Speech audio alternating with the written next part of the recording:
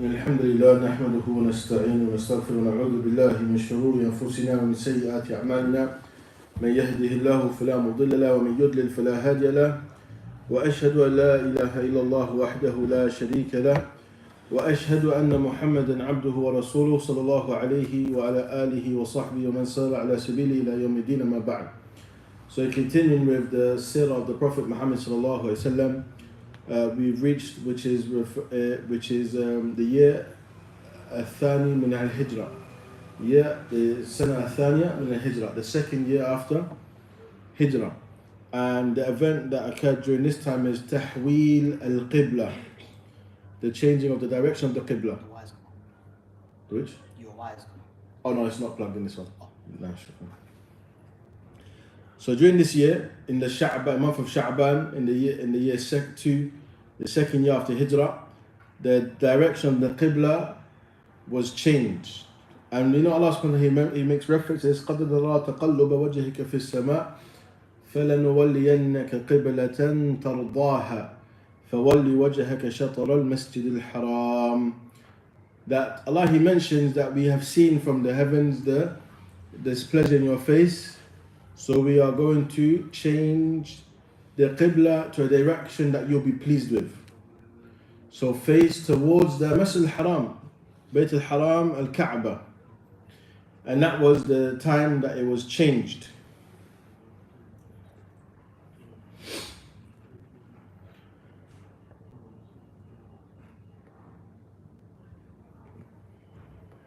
So of the things that is mentioned, there's difference of opinion regarding the date. Some say it was in the Nisf min al-Rajab, half of the month of Rajab, and some say it was in Sha'ban.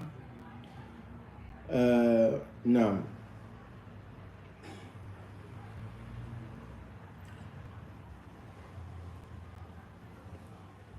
but what comes in the hadith in the Sahihain عن البراء بن عازب رضي الله عنه قال صلينا مع رسول الله صلى الله عليه وسلم نحو بيت المقدس 16 شهرا أو 17 شهرا ثم صرفنا نحو الكعبة.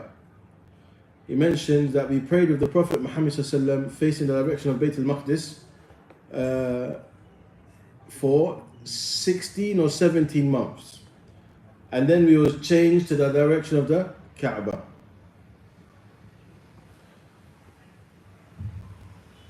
وهكذا روي في مسند الإمام أحمد كذلك. This is also narrated by Imam Ahmed in his Musnad with similar wordings. فكان النبي صلى الله عليه وسلم يحب أن يوجه إلى الكعبة قبلة أبيه إبراهيم عليه السلام.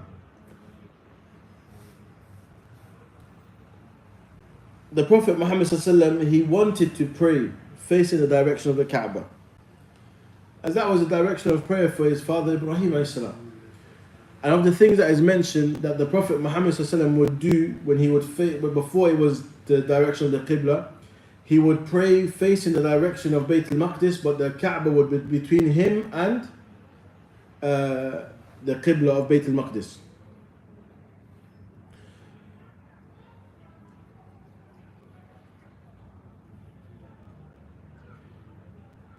As it came in another hadith in Musnad Imam Ahmed and Ibn Abbas رضي عنهما قال كان رسول الله صلى الله عليه وسلم يصلي وهو بمكة نحو بيت المقدس والكعبة بين يديه وبعدما هاجر إلى المدينة 16 شهرا ثم صرف إلى الكعبة.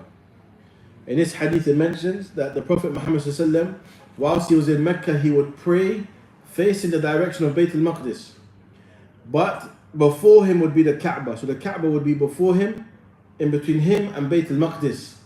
And after he made Hijrah to Medina, after 16 months, the direction was changed towards the Kaaba. And that's when it mentions, as the ayah we mentions, قَدْ نَرَى تَقَلُّبَ وَجْهِكَ فِي السَّمَاءِ فَلَنُوَلِّيَنَّكَ قِبْلَةً تَرْضَاهَا فَوَلِّ وَجْهَكَ شَطْرَ الْمَسْجِدِ الْحَرَامِ وَحَيْثُمَا كُنْتُمْ فَوَلُّوا وُجُوهَكُمْ شَطْرَهُ. That's in Surah Al-Baqarah, ayah 144, where it mentions you have seen the displeasure in your face from the heavens, so let you face. So we're going to face you or give you a direction to face that will please you. So now face the direction of the Masjid al-Haram, al-Kaaba, and wherever you are, then direct yourself to that direction in prayer. Face that direction in the Salah. Now, فَتَوَجَّهَ رَسُولُ اللَّهِ صلى الله عليه وسلم نَحْوَ الْكَعْبَةِ. So he started to face towards the direction of the Kaaba.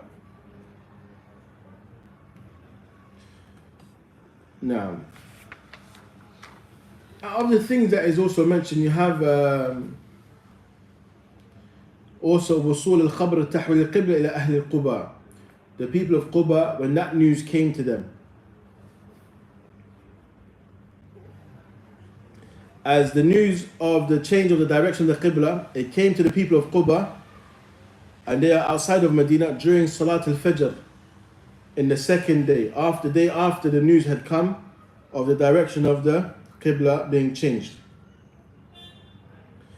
I mentioned عن عبد الله بن عمر رضي الله عنهما قال بين الناس بقبى في صلاة الصبح إذ جاءهم آت فقال إن رسول الله صلى الله عليه وسلم قد أنزل عليه الليلة قرآن وقد أمر أن يستقبل الكعبة فاستقبلوها وكانت وجوههم إلى الشام فاستداروا إلى الكعبة.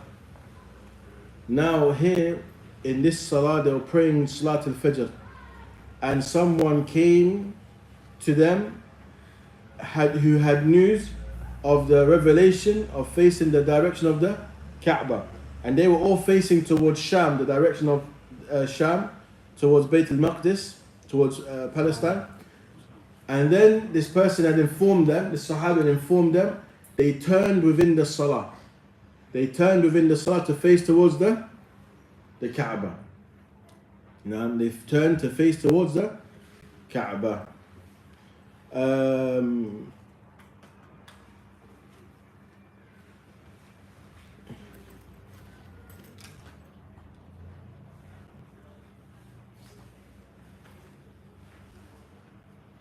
I mentioned also about Imam Bukhari also narrated another hadith that a person prayed with the Prophet Muhammad sallallahu alaihi wasallam. And after that, after he prayed, he came across some people from the Ansar that were praying Salat al-Asr towards Bayt al-Maqdis. So he mentioned to them that he witnessed that he prayed with the Prophet Muhammad sallallahu alaihi wasallam, and then that they faced the direction of what? The Kaaba. So they all, and he informed them, and then they changed and faced the direction of the Kaaba. This is evident of a number of things. Of the things that we benefit from this situation is one, the truthfulness of the prophethood of the Prophet Muhammad sallallahu alaihi wasallam. Had it been up to him, he would have changed the direction of the Qibla whenever he wanted. He always wanted to face the direction of the Kaaba, but he had to follow the command of Allah. So for a long time, he was praying, for over a year, he was praying facing the way of Bayt al-Maqdis. And it wasn't until Allah had revealed that he could face the Kaaba that he was able to do so. Showing that he was also following the command of Allah subhanahu wa ta'ala. Also it shows the methodology of the Sahaba fi sam'i wa ta'a, in hearing and obeying. They didn't question, they followed the command. They didn't question the authority of Allah or the Prophet Muhammad sallallahu alaihi wasallam. When the command came to them, they turned and faced the direction of the Qibla. As for those who were affected by the change of the direction of the Qibla, then that would have been the Munafiqeen. The Munafiqeen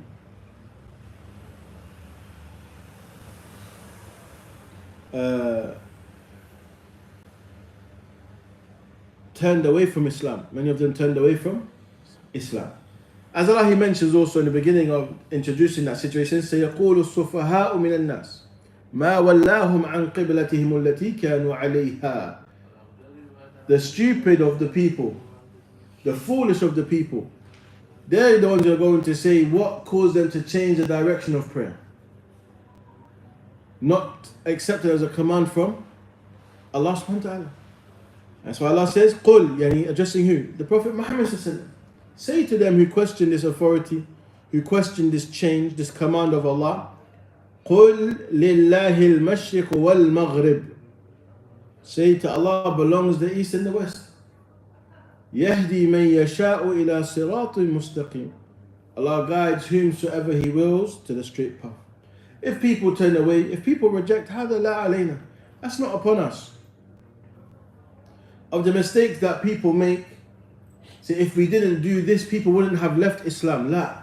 The people would have left Islam regardless. Why? Because Allah is the one who knows what is in their hearts. Allah guides whomsoever He wills. Allah knows if they ever truly entered into Islam. So one is not to say, oh, because of your actions, because of this, the people have left. La. Allah yahdi man yasha wa yudillu man yasha. Allah guides whomsoever He wills and leaves astray whomsoever He wills. لِحِكْمَةٍ بَالِغَ عِنْدَ اللَّهِ بِعَدْلِهِ وَحِكْمَتِهِ. And that is from Allah's utmost wisdom and justice. نحن لا نعرف إلا مظاهر. We only know what is apparent from the people. As for what they conceal within themselves, هذا سر عند الله. That's only something known to Allah subhanahu wa ta'ala.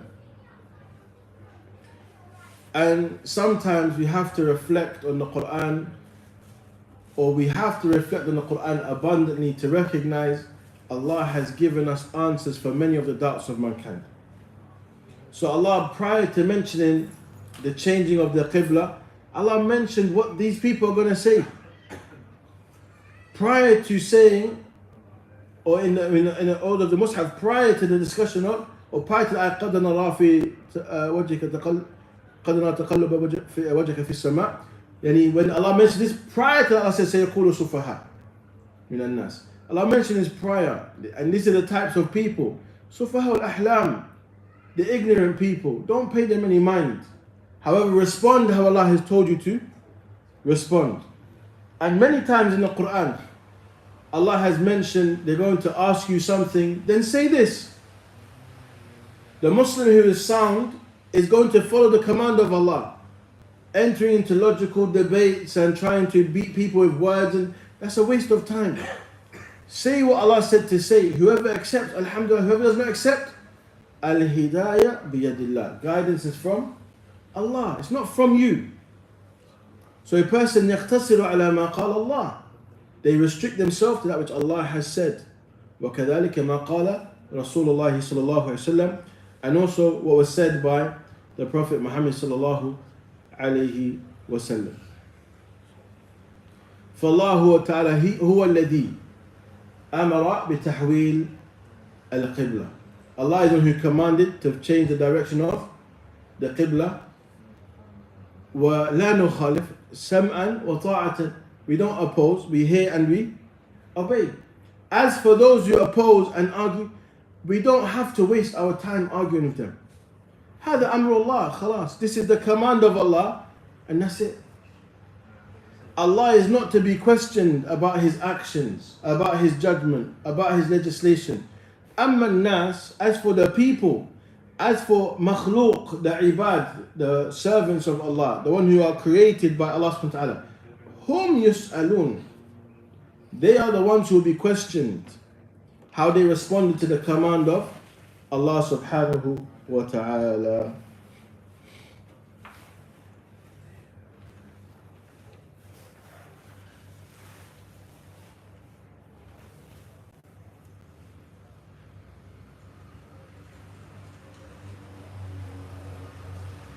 Also, the things that we understand is the Jews, their hatred towards the Muslims increased immensely when the direction was changed to the Kaaba. Because of the things that they would boast about is that they still had the same direction of prayer. But now Allah had given the Muslims a fadl exclusive to them, a virtue exclusive to them, that they had their own qibla, and that was the qibla of the Bayt Al-Haram الذي بناه يعني إبراهيم عليه السلام وابنه إسماعيل عليهم الصلاة والسلام.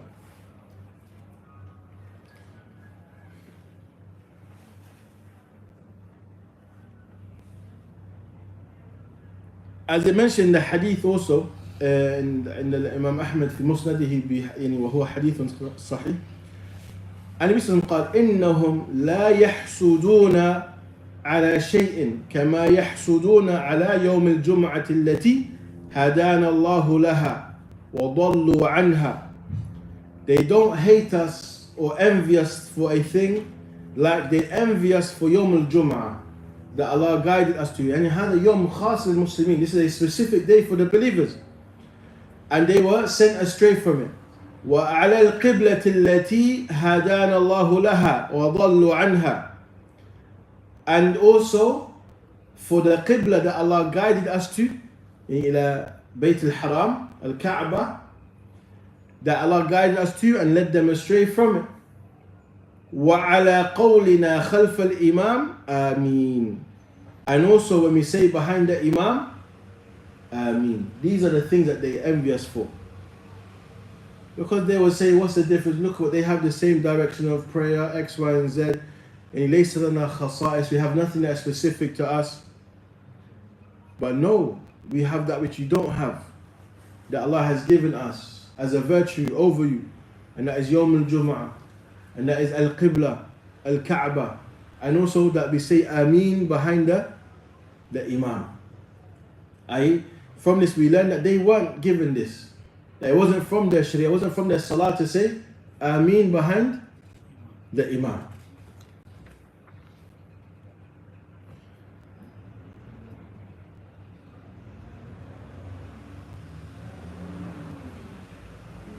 Also we have of the things that occurred during this time is Siyamu Yawmi Ashura, fasting the day of Yawm Ashura. Of the thing that is mentioned,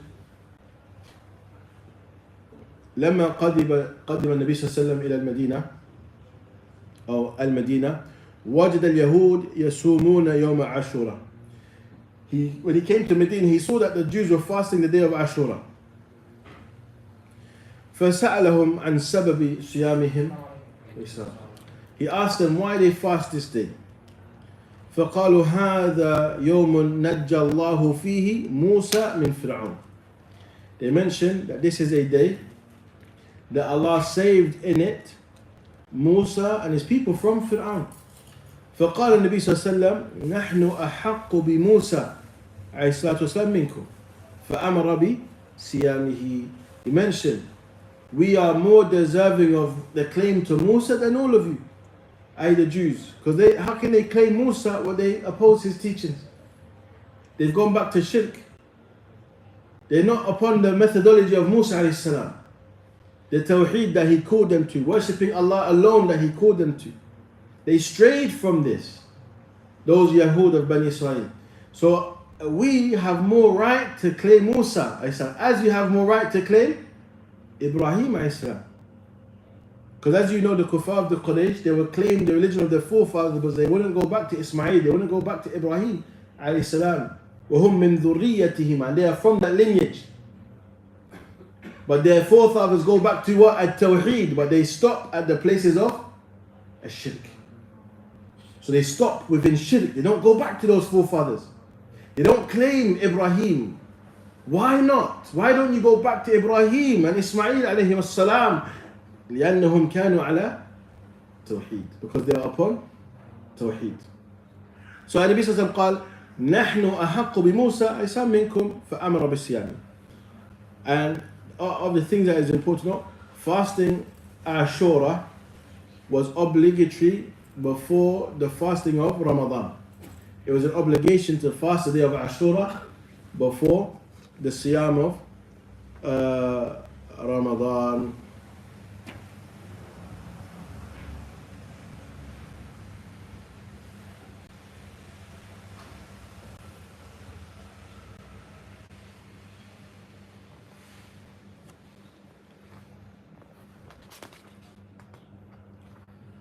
No.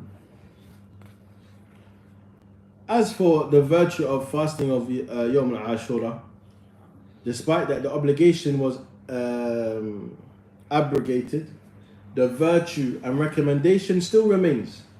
They still recommended to fast on the day of Ashura. And the Prophet mentioned in Sahih Muslim عن أبي قتادة رضي الله عنه قال أن رسول الله صلى الله عليه وسلم سئل عن صيام يوم عاشوراء فقال يكفر السنة الماضية, that fasting that day will expiate the minor sins of the year that had preceded. So that is of the virtues of fasting يوم عاشوراء. But again, within this year of تحويل القبلة في السنة الثانية من الهجرة في شهر شعبان فرض صيام رمضان بعد تحويل القبلة بشهر. It mentions that fasting the month of Ramadan was obligated after changing the direction of the Qibla by 1 month. So as you mentioned, fasting, the direction of the Qibla was changed in Rajab, Nisf al-Rajab, in the second year after Hijrah. As for fasting Ramadan, this was obligated in Sha'ban. So obligated in Sha'ban. أما النبي صلى الله عليه وسلم قد صام 9 رمضانات. The Prophet himself, he fasted 9 Ramadans. As for Ramadan itself, it went through 3 stages. The fasting of Ramadan, it went through 3 stages. المرحلة الأولى يعني كان المسلمون على اختيار. You had a choice بين الصيام وبين إطعام, between fasting or feeding a poor person for each day. In the initial introduction of Ramadan, that was the status of Ramadan. As it mentioned, وَعَلَى الَّذِينَ يُطِيقُونَهُ فِدْيَةٌ طَعَامُ مِسْكِينٍ. So in the initial days, you had a choice. Either you fast Ramadan or you feed a poor person for each day that you don't fast.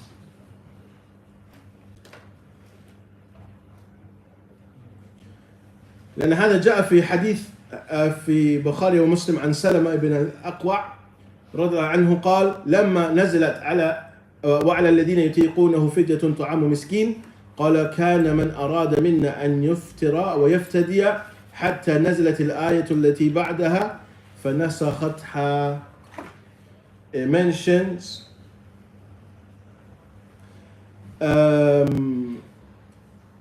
when it was revealed, when it was sent down, and for those who have the ability, is a fidyah, an expiation of feeding a poor person.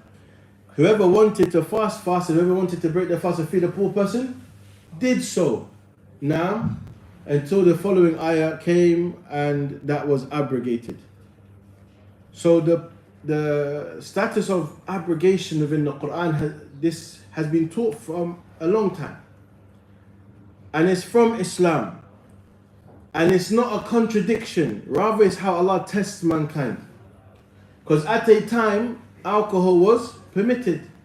Those ayat haven't been removed from the Quran. You see, the stages of the tahrim al-khamar.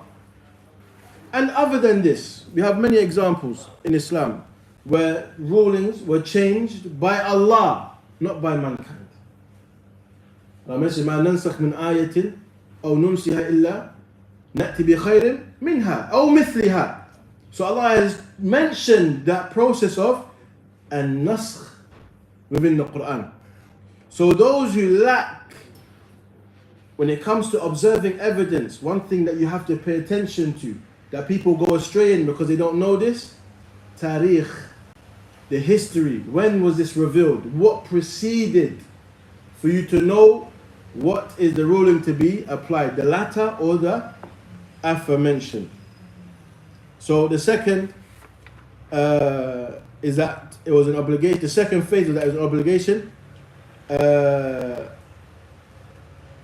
fast.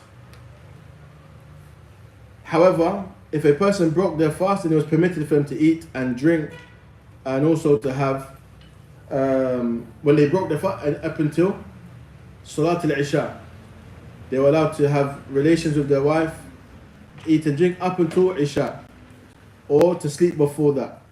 Now, but when they had prayed Isha, they weren't allowed to eat and drink or have intercourse until the next night. But then the last stage, then it was mentioned أُحِلَّ لَكُمْ لَيْلَةَ الصِّيَامِ الرَّفَثُ إِلَى نِسَائِكُمْ الْآيَةِ. So that's when it was expiated that you can, after Maghrib, after breaking your fast, eating and drinking and having marital relations was now permitted up until Fajr as-Sadiq. So that was the different phases باختصار that Ramadan had gone through, and we'll stop there inshallah ta'ala. Also came with that was the obligation of Zakat al-Fitr. With Ramadan came the obligation of Zakat al-Fitr. Next lesson we'll start to talk about Ghazwat al-Badr al-Kubra, the great battle of Badr, and the benefits that we can derive therein. Inshallah ta'ala naktafi bihada. Allahumma salli wa sallam ala nabiyyina Muhammad wa ala alihi wa sahbihi ajma'in. Barakallahu fikum. Assalamu alaikum wa rahmatullahi wa barakatuh.